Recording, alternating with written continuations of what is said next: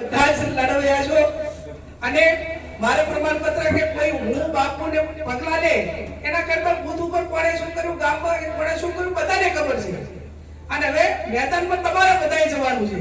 એટલે હું તો એમ કહું છું કે કદાચ કોઈ કારણોસર કોઈના કોઈ કારણોસર ક્યાંય નાના મોટું થયું હોય તો ગામમાં 5-25 આગેવાનોની દિલ ગુજર માફી માંગવી હોય ને તો જાતે માગી આવજો, તમારે લડવાનું છે. બાપુ કે કદાચ નાના મોટી કોઈ પણ કારણ છે, કોઈની નથી થઈ પણ થઈ હોય તો હવે ચૂંટણીઓ તમારે બધાને લડવાની છે. ત્યારે મતદારોની માફી આપણે ના આપે તો પણ માંગતા હોઈએ છીએ, ભૂલ ન થઈ હોય તો માંગતા હોઈએ છીએ કે અમારી ક્યાંક કસર રહી ગઈ છે. આવું નથી કહેતા આપણે દર વખતે, એમ કેમ નાના મોટી કચાશ કોઈનાથી ક્યાંય નાના મોટી રહી ગઈ હોય તો પણ તાલુકા લેવલે જે કક્ષાના જે કેડરના આગેવાનો હોય એ સાથે બેસીને એનું સોલ્યુશન થાય અને સાથે મળીને બનાસકાંઠા ટીમ આપણી જિલ્લા પંચાયત હોય તો કાયમી કોંગ્રેસને અપાઈ છે.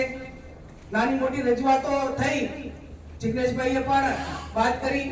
હું તો એટલું બાપુ ચોક્કસ કહીશ કે આપણે સમાજ ચલાવીએ એના કરતા કોંગ્રેસ ચલાવીએ, કેમ કે બહુમતી સમાજો તો પોતપોતાની રીતે પ્રોટેક્શન કરી ગયા છે, પણ કોંગ્રેસ ટીમ એ નાના સમાજોનું પ્રોટેક્શન નહીં કરે તો પછી એક બાજુ આપણે એમ કહીએ છીએ પ્રજાપતિને લાવો, મિસ્ત્રીને લાવો, પણ એનું રક્ષણ કોણ કરે?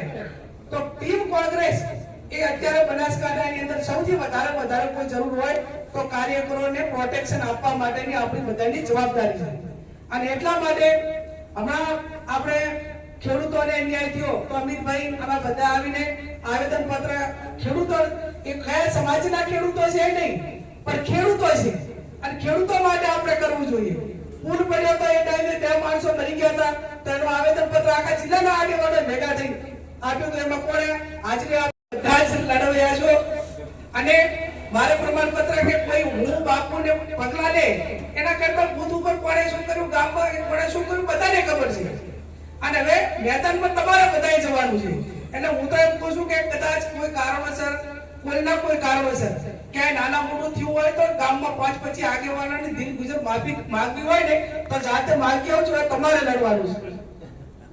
બાપુ કે કદાચ નાના મોટી કોઈ પણ કારણ છે, કોઈની નથી થઈ પણ થઈ હોય તો હવે ચૂંટણીઓ તમારે બધાને લડવાની છે. ત્યારે મતદારોની માફી આપણે ના આપે તો પણ માંગતા હોઈએ છીએ, ભૂલ ન થઈ હોય તો માંગતા હોઈએ છીએ કે અમારી ક્યાંક કસર રહી ગઈ છે. આવું નથી કહેતા આપણે દર વખતે, એમ કેમ નાના મોટી કચાશ કોઈનાથી ક્યાંય નાના મોટી રહી ગઈ હોય તો પણ તાલુકા લેવલે જે કક્ષાના જે કેડરના આગેવાનો હોય એ સાથે બેસીને એનું સોલ્યુશન થાય અને સાથે મળીને બનાસકાંઠા ટીમ આપણી જિલ્લા પંચાયત હોય તો કાયમી કોંગ્રેસને અપાઈ છે.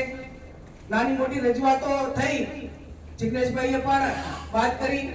હું તો એટલું બાપુ ચોક્કસ કહીશ કે આપણે સમાજ ચલાવીએ એના કરતા કોંગ્રેસ ચલાવીએ, કેમ કે બહુમતી સમાજો તો પોતપોતાની રીતે પ્રોટેક્શન કરી ગયા છે, પણ કોંગ્રેસ ટીમ એ નાના સમાજોનું પ્રોટેક્શન નહીં કરે તો પછી એક બાજુ આપણે એમ કહીએ છીએ પ્રજાપતિને લાવો, મિસ્ત્રીને લાવો, પણ એનું રક્ષણ કોણ કરે? તો ટીમ કોંગ્રેસ એ અત્યારે બનાસકાંઠાની અંદર સૌથી વધારે કોઈ જરૂર હોય તો કાર્યકરોને પ્રોટેક્શન આપવા માટેની આપણી બધાની જવાબદારી છે. અને એટલા માટે હમણાં આપણે ખેડૂતોને અન્યાય થયો તો અમિતભાઈ આમાં બધા આવીને આવેદન પત્ર, ખેડૂતો એ કયા સમાજના ખેડૂતો છે નહીં પણ ખેડૂતો છે અને ખેડૂતો માટે આપણે કરવું જોઈએ.